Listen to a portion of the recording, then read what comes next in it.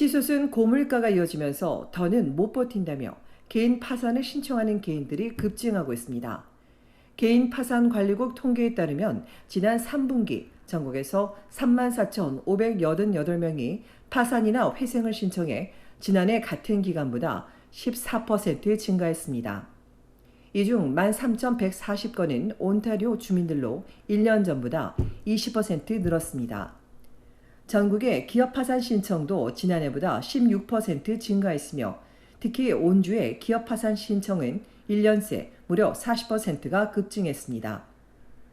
이와 관련해 전문가는 연방중앙은행이 금리를 낮추기 시작했지만 여전히 높은 수준이라 많은 사람들이 재정난에 허덕이고 있다고 설명했습니다. 캐나다 파산 및 구조조정 전문가 협회는 현재 국민의 절반이 급여에 생계를 의존하고 있는 실정이라며 지금처럼 이율이 높을 때 저축한 돈이 없으면 훨씬 더 취약할 수밖에 없다고 우려했습니다. 모기지 갱신도 파산 위험을 높이고 있습니다. 지금은 금리가 많이 낮아졌지만 많은 캐나다인들이 고이율에 모기지를 갱신했고 또 금리가 더 떨어지더라도 이전보다 모기지 이율이 높기 때문에 가구 부담은 커지게 됩니다. 실업도 문제입니다. 캐나다 실업률은 2022년 7월 4.9%에서 지난달 6.5%로 악화됐습니다. 이외에 이혼이나 별거, 질병도 재정 상황과 삶을 더욱 고통으로 내몰고 있습니다. 캐나다 컨퍼런스 보드 수석 경제학자는 2020년과 2021년 이율 2%에 너무나 많은 모기지 대출이 있었는데 모기지 대출자의 약 50%가 내년에 갱신을 해야 한다며 이들에겐 모기지가 큰 부담이 될 것이라고 지적했습니다. 이 때문에 위험은 여전하다는 학자는 그럼에도 3분기 수치가 2분기보단 감소했다며 다행이라고 덧붙였습니다. 한편 지난해엔 1년 전보다 34% 급증한 12만 8,043건의 파산이나 회생 신청이 전국에서 접수된 것으로 조사됐습니다.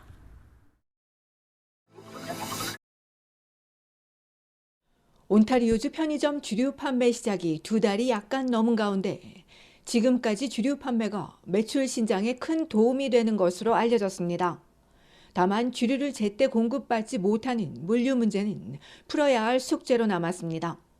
온주 알코올 및 게임위원회에 따르면 9월 5일 편의점 판매가 시작된 이후 4,700개 넘는 매장이 허가를 받았습니다. 미성년자에게 팔거나 판매 시간을 지키지 않을 거란 예측과 달리 민원은 45건에 그쳤습니다. 이 중 10건은 직원의 신분증 확인에 대한 불만이고 4건은 판매 시간 위반이며 3건은 이미 취한 고객에게 판매하는 사례이고 광고와 가격 책정, 수제 맥주 옵션 부족입니다. 온타리오주 편의점 협회의 심기호 회장은 전반적으로 모든 것이 잘 팔리고 있다고 밝혔습니다. 심 회장은 맥주도 잘 팔리지만 음료 같은 즉석음용 술이 엄청 잘 팔려 일부 브랜드들은 내놓기 무섭게 팔린다고 전했습니다. 심 회장은 많은 매장들이 비어스토어보다 5에서 10% 정도 높은 가격을 책정해 최대한 낮게 유지하려 노력한다고 덧붙였습니다. 심 회장에 따르면 주류 판매 이후 주중 매출은 10에서 15%, 주말에는 25% 이상 증가했습니다. 이런 매출 증가는 술을 살 때 칩이나 초콜릿, 다른 스낵을 사기 때문이며 또한 알코올과 함께 파는 상품들도 판매가 늘었습니다. 캐나다 편의점 산업협의회도 편의점 주 고객인 젊은 층이 가장 선호하는 주류가 RTD라 인기 많은 건 당연하고 스낵이나 다른 제품 구매로도 이어져 이전보다 더 많은 돈을 쓴다고 설명했습니다. 이 RTD는 특히 19에서 34세 가장 인기가 높습니다. 다만 일부 매장들은 맥주나 RTD가 필요할 때 신속하고 원활하게 재입고하지 못한다고 지적했습니다.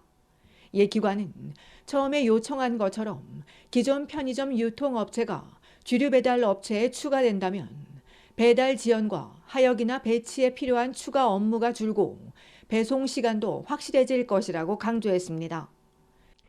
현재 주류를 팔지 않는 편의점들은 다른 편의점들의 여러 상황을 지켜보면서 효율성이나 수익성 등을 면면히 따져보고 있습니다. 이 밖에도 주류 판매를 위한 냉장 진열장 구매에 $10,000, 또 주류 구입에 2만 달러가 필요한 만큼 비용 부담도 만만치 않다고 전하고 있습니다. 그럼에도 심 회장은 지금까지 편의점들의 판매 실적이 좋은 만큼 많은 업주들이 시작하게 될 것이라고 전망했습니다. 차기 미국 국경 책임자로 내정된 톰 호먼이 캐나다와 미국 국경을 극심한 국가 안보 취약이 있는 곳이라고 지목했습니다. 이에 따라 트럼프 행정부 출범과 함께 강경 대응에 나설 것으로 예상됩니다. 이 책임자는 테러 지원국 출신자들이 캐나다를 통해 미국으로 불법 입국하고 있다며 국경 경비 인력 부족을 노리고 있다고 지적했습니다.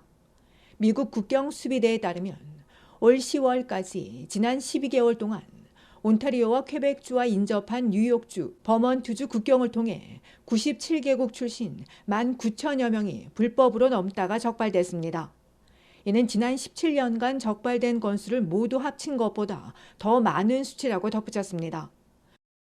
불법 월경 브로커들은 토론토와 몬트리올에서부터 강이나 농장, 숲을 통과하는 밀입국 경로를 운영하면서 한 명당 1,500달러에서 최대 6,000달러를 받는 것으로 알려졌습니다. 이 과정에서 인명피해도 발생하고 있습니다. 지난해 12월 30대인 멕시코 임신부가 캐나다에서 미국으로 건너려다 뉴욕주 샴플레인 근처에서 숨졌습니다. 또 3월에는 인도와 루마니아에서 온 두 가족이 세인트 로렌스 강에서 익사하는 사건도 있었습니다. 이와 관련해 연방공공안전부 대변인은 양국이 국경 문제에 공통의 관심사가 있어 매일 협력하고 있다고 강조했습니다. 이에 대해 보수당 평론가는 자유당이 2016년 멕시코인 비자 요건을 해제한 것이 실수였다고 비판했습니다. 그러면서 최근 이집트와 파키스탄 출신 학생이 토론토와 뉴욕시에서 테러 공격을 계획한 혐의로 체포된 적도 있었다고 지적했습니다.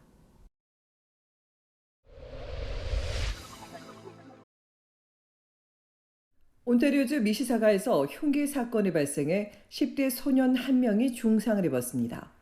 어제 저녁 7시 15분경 휴론타리오 스트리트과 컬윈 애비뉴에서 흉기 사건이 발생했다는 신고를 받고 출동한 경찰이 현장에서 자상을 입은 10대 초반의 소년 1명을 발견하고 병원으로 이송했으며 부상 정도가 심하긴 하지만 다행히 응급수술을 받은 뒤 나아지고 있는 것으로 알려졌습니다. 사건 당시 피해 소년이 다른 일행과 같이 있었다고 전한 피해 지역 경찰은 목격자들의 적극적인 제보를 요청하는 한편 현장을 중심으로 정확한 사건 경위 등을 조사하고 있습니다.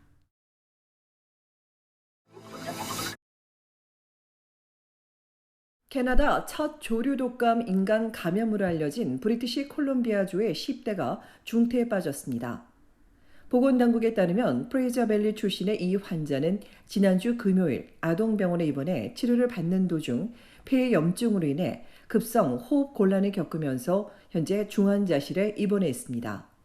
환자와 접촉한 의료진 등 12명에 대한 조류독감 검사를 한 결과 아직까지 다른 감염자는 확인되지 않았다고 밝힌 당국은 환자의 감염 경로를 파악하고 있지만 정확한 감염원은 아직 확인되지 않았다며 다만 환자가 농장에 있지 않은 점으로 미뤄 아픈 야생동물 또는 이와 관련이 있는 다른 환경에 노출돼 시작됐을 가능성이 매우 높다고 설명했습니다. 당국에 따르면 이 환자는 11월 2일 처음 증상을 보였고 상태가 악화돼 8일 아동병원에 입원했으며 현재는 감염 추정으로 국립연구소의 최종 양성 판정을 기다리고 있습니다.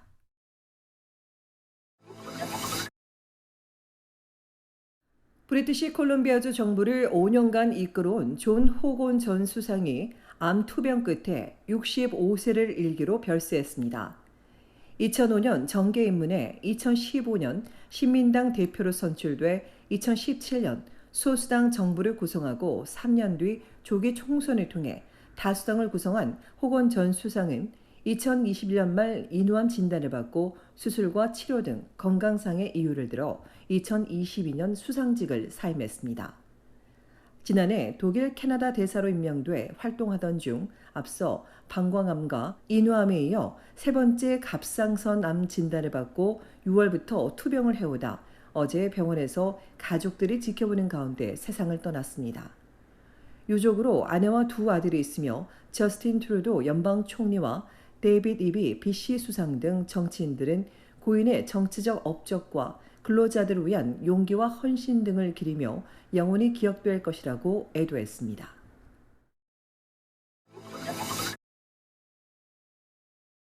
캐나다 한인장학재단이 내년도 장학금과 학비 보조금 신청을 받고 있습니다.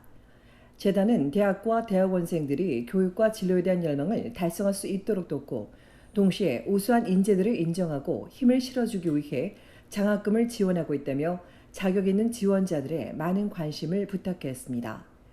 장학금은 4년간 총 3만 달러를 지원받는 도널드 최 장학금과 김병그 메모리얼 장학금, 김남수 가족 장학금, 성엔 해김 장학금, 인바이로 버섯 농장 장학금 이외에 2,500달러에서 5,000달러씩 받을 수 있는 장학금과 1,000달러를 지원받는 학비 보조금으로 구성됩니다. 이번 달 30일까지 신청하며 지원 자격과 관련 서류 등 자세한 내용은 재단 홈페이지에서 확인할 수 있습니다.